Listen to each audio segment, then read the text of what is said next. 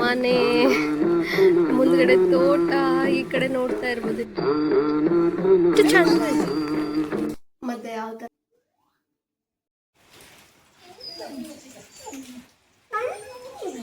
ಚಿಮಿಗೆಲ್ಲ ಆತ. ಹಾಯ್, ನಮಸ್ಕಾರ ಸ್ನೇಹಿತರೆ, ಎಲ್ಲರಿಗೂ welcome and welcome back to Sana vlog.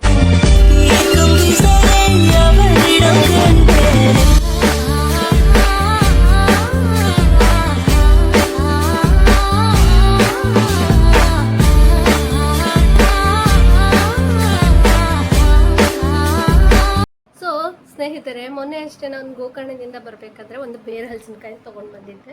So ಯಾರೆಲ್ಲ ನನ್ನ ಲಾಸ್ಟ್ ವಿಡಿಯೋ ನೋಡಿರ್ತಾರಲ್ಲ, ಸೊ ಅವ್ರಿಗೆ ಗೊತ್ತಾಗಿರುತ್ತೆ. ಸೊ ಅದಕ್ಕೆ ಆ ವಿಡಿಯೋ ನೋಡ್ಕೊಂಡು ನನ್ನ ಅತ್ತೆ ಮತ್ತು ಚಿಕ್ಕಿನೂ ಬಂದಿದ್ದಾರೆ. ಸೊ ಅದಕ್ಕೋಸ್ಕರ ನನಗೆ ಪೋಡಿ ಅಂತ ಮಾಡ್ತೀನಿ ಅಂತ ಹೇಳಿದ್ದಾರೆ ಈಗ. ಸೊ ಅದನ್ನು ರೆಸಿಪಿನ ನಿಮ್ಮ ಹತ್ರ ಶೇರ್ ಮಾಡ್ಕೋಬೇಕು ಅಂತ ಅನ್ನಿಸ್ತು. ಹಾಗೆ ಯಾರೆಲ್ಲ ನನ್ನ ಚಾನಲ್ನ ಹೊಸದಾಗಿ ನೋಡ್ತಾ ಇದ್ದೀರಾ ಅಂತ ಪ್ಲೀಸ್ ನನ್ನ ಚಾನಲ್ನ ಸಬ್ಸ್ಕ್ರೈಬ್ ಮಾಡ್ಕೊಂಡು ಸಪೋರ್ಟ್ ಮಾಡಿ. ಹಾಗೆ ವಿಡಿಯೋ ಇಷ್ಟ ಆಗ್ತಾ ಇದ್ದರೆ ಒಂದು ಲೈಕ್ ಮಾಡಿ. ಇವತ್ತು ಬೇರೆ ಹಲಸಿನಕಾಯಿ ಪೋಡಿ ಹೇಗೆ ಮಾಡೋದು ಅಂತಂದು ತೋರಿಸ್ಕೊಡ್ತೀನಿ. ತುಂಬ ಸಿಂಪಲ್ಲು, ನಿಮ್ಮ ಬ್ಯಾಚುಲರ್ಸ್ ಆಗಿರ್ಬೋದು, ತುಂಬ ರುಚಿಯಾಗಿರುತ್ತೆ ಆ್ಯಕ್ಚುಲಿ. ಈಗ ಇದು ಆಲೂಗಡ್ಡೆ ಪೋಡಿ ಅಥವಾ ಬಾಳೆಕಾಯಿ ಪೋಡಿ ಹೀಗೆಲ್ಲ ಮಾಡ್ತಾರೆ. ಸೊ ಇದು ಫ್ಲೇವರ್ ಕೂಡ ಡಿಫ್ರೆಂಟ್ ಆಗಿರುತ್ತೆ, ಅಂದರೆ ಸ್ವಲ್ಪ ಸ್ವೀಟ್ ಆಗಿರುತ್ತೆ ಇದು. ಅದ್ರ ಜೊತೆಗೆ ಹುಳಿ ಮಿಶ್ರಿತ, ಖಾರ, ಉಪ್ಪು, ಹೀಗೆ ಈ ನೇಚರ್ಗೂ ಅದಕ್ಕೂ ತಿಂತಾಯಿದ್ರೆ ನಿಜವಾಗ್ಲೂ ಪ್ರತಿಯೊಂದು ಬೈಟಲ್ಲಿ ನೀವು ನೆನಪಿಸ್ಕೊಳ್ತೀರಾ. ಸೊ ಅಷ್ಟು ಚೆನ್ನಾಗಿರುತ್ತೆ ಇದು. ಸೊ ಮತ್ತು ಇನ್ಯಾಕೆ ತಡ, ಹೋಗಿ ಪೋಡಿನ ಹೇಗೆ ಮಾಡೋದು ಅಂತ ನಾನು ತಿಳ್ಕೊಳ್ತೀನಿ. ಯಾಕಂತಂದರೆ ನಾನು ಇದು ಫಸ್ಟ್ ಟೈಮ್ ತಿಂತಾ ಇರೋದು. ಇದುವರೆಗೂ ಈ ಬೇರೆ ಹಲಸಿನಕಾಯಿ ಪೋಡಿ ನಾನು ತಿಂದೇ ಇಲ್ಲ. ಸೊ ಅದಕ್ಕೆ ನಾನು ವಿಡಿಯೋ ನೋಡ್ಕೊಂಡು ನನ್ನ ಅತ್ತೆ ಮತ್ತು ಚಿಕ್ಕಿ ಇವತ್ತು ಮಾಡಿಕೊಡ್ತೀನಿ ಬಾ ಅಂತ ಹೇಳಿದ್ದಾರೆ. ಸೊ ಸ್ಪೆಷಲಿ ಏನಂತಂದರೆ ಚಿಕ್ಕಿ ಮಾಡಿಕೊಡ್ತಾ ಇರೋದು. ಸೊ ಅದಕ್ಕೇನೇನು ಆಮೇಲೆ ಅತ್ತೆ ಹೆಚ್ಕೊಡೋದಾಗಿರ್ಬೋದು, ಈ ಥರ ಎಲ್ಲ ಮಾಡ್ತಾರೆ. ನೋಡೋಣ, ನನಗೂ ಒಂದು ಸ್ವಲ್ಪ ಹೊಸ ರೆಸಿಪಿ ಅಂತಂದು, ಹಾಗೆ ನಿಮಗೂ ಇದನ್ನ ಶೇರ್ ಮಾಡ್ಕೋಬೇಕು ಅಂತ ಅನ್ನಿಸ್ತು. ಬನ್ನಿ ಈಗ ಹೋಗಿ ರೆಸಿಪಿನ ಯಾವ ಥರ ಇಂಗ್ರೀಡಿಯೆಂಟ್ಸ್ ಆಗಿರ್ಬೋದು, ಹಾಗೆ ಎಷ್ಟು ನಿಜ ಹೇಳ್ತೀನಿ, ತುಂಬ ಸಮಯ ಬೇಕಾಗೋದಿಲ್ಲ ಇದಕ್ಕೆ. ಮಾಡಿ ನೋಡೋಣ. ನಾನು ಫಸ್ಟ್ ಟೈಮ್ ಅವರು ಹೇಳಿದರು ನೀನೇ ಅಷ್ಟೇ. ಸೊ ಅದನ್ನು ಹೇಳ್ತಾ ಇದ್ದೀನಿ. ಇವಾಗ ಹೋಗಿ ಪೋಡಿನ ಮಾಡೋಣ, ಓಕೆನಾ? So let's go.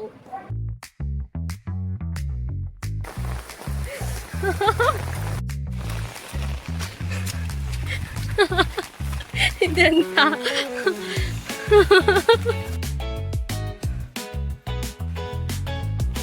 ಎಷ್ಟು ಚಂದ.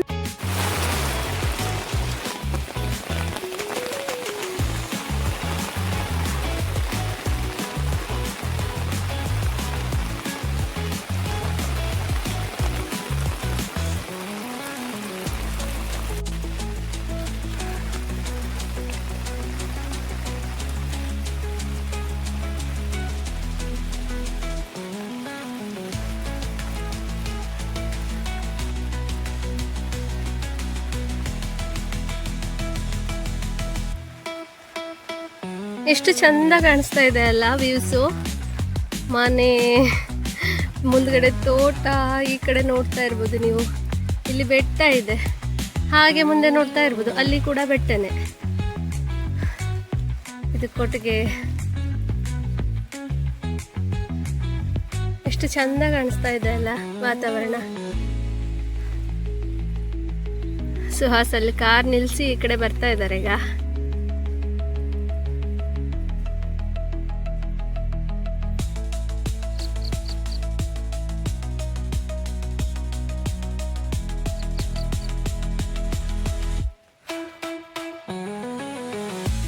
ಎಷ್ಟು ಚಂದ ಇದ್ದು ನೋಡ್ರಿ ಗಿಡ ಅಲ್ಲ, ಇದೆಷ್ಟು ಚಂದ ಇದೆ.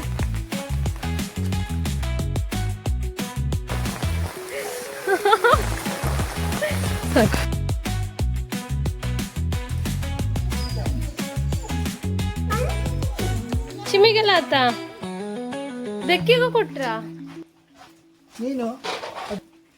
ನೀವೇ ಕಟ್ಬಿಡಿ. ನೀವೇ ಕಟ್ಬಿಡಿ.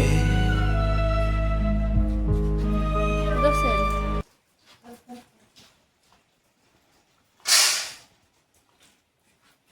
ಸೊ ಸ್ನೇಹಿತರೆ, ಈಗ ಹಲಸಿನಕಾಯಿನ ಈ ಥರ ಒಂದು ಅಂಗೈಯಷ್ಟು ಗಾತ್ರ ಅಷ್ಟು ದೊಡ್ಡದು ಕಿತ್ತು ಅದನ್ನು ಈ ಥರ ಚೆನ್ನಾಗಿ ಈಗ 4 ಭಾಗ ಮಾಡ್ಕೊಳ್ತಾ ಇದ್ದೀವಿ.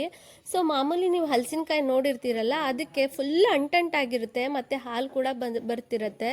ಸೊ ಇದಕ್ಕೂ ಕೂಡ ತುಂಬ ಅಂದರೆ ತುಂಬ ಕಡಿಮೆ ಪ್ರಮಾಣದಲ್ಲಿ ಈ ಥರ ಹಾಲು ಬರೋದಾಗಿರ್ಬೋದು, ಅಂಟಾಗಿರ್ಬೋದು ಆಗುತ್ತೆ. ಬಟ್ ಇದಕ್ಕೇನೆ ಎಣ್ಣೆ ಹಚ್ಕೊಂಡು ಹಲಸಿನಕಾಯಿನ ಪಲ್ಯ ಮಾಡಬೇಕಾದ್ರೆ, ಹುಳಿ ಮಾಡಬೇಕಾದ್ರೆ ನಾವು ಬಿಡಿಸ್ತೀವಲ್ಲ, ಹಾಗೆಲ್ಲ ಮಾಡೋಂಥ ನೆಸೆಸಿಟಿನೇ ಇರೋದಿಲ್ಲ. ಸೊ ಇದು ಆರಾಮಾಗಿ ನಾವು ಬಿಡಿಸ್ಕೋಬಹುದು. ಆದರೆ ಇದು ಚೆನ್ನಾಗಿ ಇದನ್ನ ಸಿಪ್ಪೆನ ರಿಮೂವ್ ಮಾಡ್ಕೋಬೇಕಾಗತ್ತೆ. ಸೊ ಈಗ ನೋಡ್ತಿರ್ಬೋದು ನೀವು ಮಧ್ಯ ಅದು ದಪ್ಪಗಿದೆಯಲ್ಲ, ಸೊ ಅದು ಕೂಡ ನಾವು ಚೆನ್ನಾಗಿ ರಿಮೂವ್ ಮಾಡ್ಕೋಬೇಕಾಗತ್ತೆ. ಇವ್ರು ಏನು ಮಾಡ್ತಿದ್ದಾರಪ್ಪ ಅಂತಂದು ಈ ಬಿಲ್ಲಿ ಕಾಯ್ಕೊಂಡು ಕೂತಿದ್ದೆ. ಅದಕ್ಕೇನಾದರೂ ಕ್ರಿಸ್ಪಿ ಆಗಿರೋದು ಅಥವಾ ಕ್ರಂಚಿ ಆಗಿರೋಂಥದ್ದು ಏನಾದರೂ ಕಂಡ ತಕ್ಷಣನೇ ಬಂದ್ಬಿಡುತ್ತೆ. ಅದಕ್ಕೆ ಇವತ್ತೇನು ಹಲಸಿನಕಾಯಿದು ಏನಪ್ಪ ಗೊತ್ತಾಗ್ತಾನೆ ಇಲ್ಲ ಅನ್ಸುತ್ತೆ.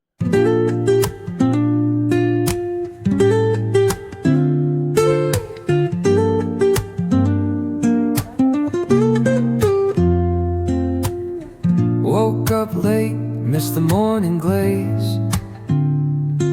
but the sunlight hits in so many ways. Friends, ಇವಾಗ ನೋಡ್ತಿರ್ಬೋದು ಈ ಥರ ಹೆಚ್ಕೊಂಡಿದ್ದಾರೆ, ಎಷ್ಟು ಉದ್ದಾಗಿ ಹೆಚ್ಕೊಂಡಿದ್ದಾರೆ ಅಲ್ವಾ. ಸೊ ಇದಕ್ಕೆ ಮಾಡಬೇಕಾಗಿರೋಂಥ ಇಂಗ್ರೀಡಿಯೆಂಟ್ ಅಂತೂ ತುಂಬ ಸಿಂಪಲ್ ಇದೆ. ಮೇನಾಗಿ ಇದಕ್ಕೆ ಹುಣಸೆಹಣ್ಣಿನ ರಸ ಬೇಕಾಗುತ್ತೆ. ಸೊ ಹುಣಸೆಹಣ್ಣಿನ ರಸನ ನಾನು ಮೊದಲೇ ಹಾಕ್ಕೊಂಡಿದ್ದೀವಿ, ನೀವು ಬೇಕಾದರೆ ಕೊನೆಗೆ ಹಾಕ್ಕೋಬೋದು. ಸ್ವಲ್ಪ ಹುಣಸೆಹಣ್ಣಿನ ರಸ ಆದಮೇಲೆ ಚಿಟಿಕೆ ಎಷ್ಟು ಅರಿಶಿನ ಹಾಕ್ಕೊಂಡು, ನಿಮಗೆ ಎಷ್ಟು ಖಾರ ಇಷ್ಟಪಡ್ತೀರೋ ಅಷ್ಟು ಖಾರದ ಪುಡಿ ಹಾಕ್ಕೊಂಡು, ರುಚಿಗೆ ತಕ್ಕಷ್ಟು ಉಪ್ಪು ಹಾಕ್ಕೊಂಡು, ಆಮೇಲೆ ಮೇನಾಗಿ ಇದಕ್ಕೆ ಅಂದರೆ ಹುಣಸೆಹಣ್ಣು ಮತ್ತು ಇಂಗು, ಆಯಿತಾ. ಇಂಗನ್ನು ಈ ಥರ ಚಮಚದಲ್ಲಿ ನೀರು ಹಾಕಿ ಸ್ವಲ್ಪ ನೆನೆಯಕ್ಕೆ ಅಂತ ಬಿಟ್ಟಿದ್ದೆ. ಸೊ ನೋಡ್ತಿರ್ಬೋದು ಈಗ ಹಿಂಗೆಲ್ಲ ಕರ್ಗಾಗಿದೆ. ಸೊ ನಂತರ ಇದಕ್ಕೆ ಮತ್ತೊಂದು ಸ್ವಲ್ಪ ಹುಣಸೆಹಣ್ಣನ್ನು ಹಾಕ್ಕೊಳ್ತಿದ್ದೀನಿ. ಸೊ ಮೇನಾಗಿ ಇದಕ್ಕೆ ಇಂಗ್ರೀಡಿಯೆಂಟ್ ಅಂದರೆ ಹುಣಸೆಹಣ್ಣಿನ ರಸ ಮತ್ತು ಇಂಗು, ಆಯಿತಾ. ಸೊ ಇದನ್ನು ಚೆನ್ನಾಗಿ ಈ ಥರ ಕಲಿಸ್ಕೊಳ್ತಾ ಇದ್ದೀನಿ. ಈ ಬೇರೆ ಹಲಸಿನಕಾಯಿ ಪೋಡಿಗೆ ಸ್ವಲ್ಪ ಖಾರ ಜಾಸ್ತಿ, ಉಪ್ಪು ಹೀಗೆ ಮಾಡಿಕೊಂಡ್ರೆ ರುಚಿಯಾಗಿರುತ್ತೆ. ನಾನು ಕಡಿಮೆ ಖಾರನೇ ಹಾಕಿದ್ದೆ, ಬಟ್ ಇದು ಹಲಸಿನಕಾಯಿ ಅಲ್ವಾ, ಬೇರೆ ಹಲಸಿನಕಾಯಿ ಅಲ್ವಾ, ಸೊ ಇದಕ್ಕೆ ತುಂಬ ಖಾರ ಬೇಕಾಗುತ್ತೆ. ಸೊ ಇದಾದ ನಂತರ ಈಗ ರವೆನ ತೊಗೊಂಡಿದ್ದೀನಿ. ರವೆಗೇನು ಉಪ್ಪೇನು ಸೇರಿಸ್ಕೊಂಡಿಲ್ಲ.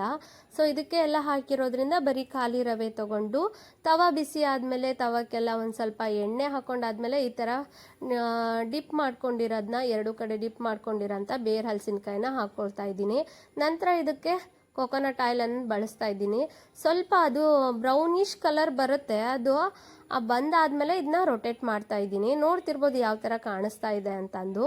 ಚೆನ್ನಾಗಿ ರೊಟೇಟ್ ಮಾಡಾದಮೇಲೆ ನಂತರ ಇದಕ್ಕೆ ನೀರನ್ನು ಹಾಕಿ ನಂತರ ಇದನ್ನ ಮುಚ್ಚಿಡ್ತೀವಿ. ಮುಚ್ಚಿಟ್ಟಾದಮೇಲೆ ಒಂದು 5ರಿಂದ 10 ನಿಮಿಷ ಬೇಕಾಗುತ್ತೆ.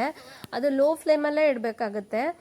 ನಾವೇನಾದರೂ ಬೇಗ ತೆಗೆದುಬಿಟ್ವಿ ಅಂದರೆ ಆ ರವೆ ಎಲ್ಲ ಹತ್ಕೊಂಡಂಗೆ ಅದು ಒಂಥರ ಬೆಂದಂಗೆ ಆಗ್ಬಿಡುತ್ತೆ. ಸೊ ಹಂಗೆ ಬೆಂದಂಗೆಲ್ಲ ಆದರೆ ಅಷ್ಟೆಲ್ಲ ಚೆನ್ನಾಗಿ ಅನಿಸಲ್ಲ.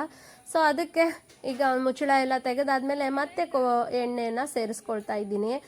ಇದಕ್ಕೆ ಜಾಸ್ತಿ ಎಣ್ಣೆ ಬೇಕಾಗುತ್ತೆ. ಎಣ್ಣೆ ಜಾಸ್ತಿ ಆದಷ್ಟು ರವೆ ಎಲ್ಲ ಹಿಡ್ಕೊಂಡಿರುತ್ತೆ ಆ ಬೇರೆ ಹಲಸಿನಕಾಯಿಗೆ. ನೋಡ್ತಿರ್ಬೋದು ಬೆಂದ್ಕೊಂಡಿದೆ, ಬ್ರೌನಿಷ್ ಕಲರ್ ಬರ್ತಾ ಇದೆ ನೋಡಿ. ಸೊ ಅದ ನಂತರ ಇದಕ್ಕೆ ಮತ್ತೆ ಒಂದು ಸ್ವಲ್ಪ ಎಣ್ಣೆ ಸೇರಿಸ್ತಾ ಇದ್ದೀನಿ. ಹೀಗಾಗಿ ತುಂಬ ತೆಂಗಿನ ಎಣ್ಣೆನ ಬಳಸಿದ್ದೀವಿ ಇದಕ್ಕೆ. ನೀವು ಬಾಕಿ ಈಗ ಮಕ್ಕಳೆಲ್ಲ ಕೇಳ್ತಾರಲ್ಲ ಕುರ್ಕುರೆ, ಲೇಸು, ಚಿಪ್ಸು ಅಂತ ಫ್ರೆಂಚ್ ಫ್ರೈ, ಅದ್ರ ಬದಲು ಈ ಥರ ಮನೆಯಲ್ಲೇ ಮಾಡಿಕೊಡಿ. ಈ ಥರ ಪೋಡಿ ಆಗಿರ್ಬೋದು, ತುಂಬ ರುಚಿಯಾಗಿರುತ್ತೆ ಮತ್ತು ಹೆಲ್ದಿಗೂ ಕೂಡ ಒಳ್ಳೆಯದು. ಯಾವ್ಯಾವ ಎಣ್ಣೆಲಿ ಕರೆದಿರ್ತಾರಲ್ಲ ಗೊತ್ತಿರಲ್ಲ. ಸೊ ಅದಕ್ಕೆ ಆದಷ್ಟು ಮನೆಯಲ್ಲೇ ಮಾಡ್ಕೊಂಡು ತಿನ್ನಿ. ಲಾಸ್ಟ್ ಟೈಮ್ ವ್ಲಾಗಲ್ಲಿ ಹೇಳಿದ್ನಲ್ಲ ಅತ್ತೆ ಹತ್ರ ಮಾಡಿಸ್ತೀನಿ ಅಂತಂದು, ನಮ್ಮ ಚಿಕ್ಕಿ ಮಾಡಿಕೊಟ್ಟು ತುಂಬ ರುಚಿಯಾಗಿದೆ, ಕ್ರಿಸ್ಪಿ ಆಗಿದೆ. ಸೊ ಟೇಸ್ಟ್ ನೋಡೋಣ. ನೋಡಿ ಮಧ್ಯೆ ಯಾವ ಥರ ಸಾಫ್ಟ್ ಆಗಿದೆ. ಸೊ ಇದನ್ನ ತಿನ್ನೋಣ, ಟ್ರೈ ಮಾಡೋಣ.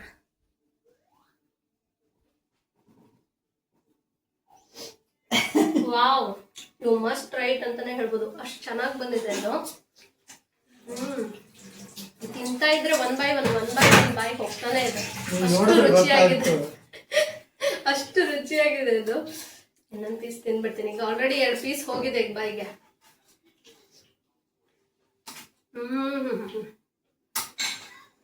ಮಳೆಯಲ್ಲಿ ವಾತಾವರಣ ಒಂಥರ ತಂಪಾಗಿದೆ. ಈ ತರ ಬಿಸಿ ಬಿಸಿಯಾಗಿರೋಂಥ ಪುಡಿನ ಬೇರೆ ಹಲಸಿನಕಾಯಿ ಪುಡಿ ಬೇರೆ ಹಲಸಿನಕಾಯಿ ಪುಡಿನ ತುಂಬಾ ರುಚಿಯಾಗಿದೆ. ನಾನು ಈ ಥರ ಮಾಡ್ತೀನಿ ನೆಕ್ಸ್ಟ್ ಟೈಮ್. ಈಗ ಆಂಟಿ ಮಾಡಿ ತೋರಿಸಿದೆ, ನೆಕ್ಸ್ಟ್ ಟೈಮ್ ಮಾಡ್ತೀನಿ. Thank you aunty, thank you so much. ಸಖತ್ತಾಗಿದೆ. ಮತ್ತೆ ತಿನ್ನಲ್ಲ ಈಗ ಆಲ್ರೆಡಿ ಆಗಿದೆ, ಉಳಿದವ್ರಿಗೆ ಇರಲಿ ಅಂತ ಬಿಡ್ತೀನಿ. ನಾನು ರುಚಿ ನೋಡ್ತೇವೆ ಹೇಳ್ತೇವೆ.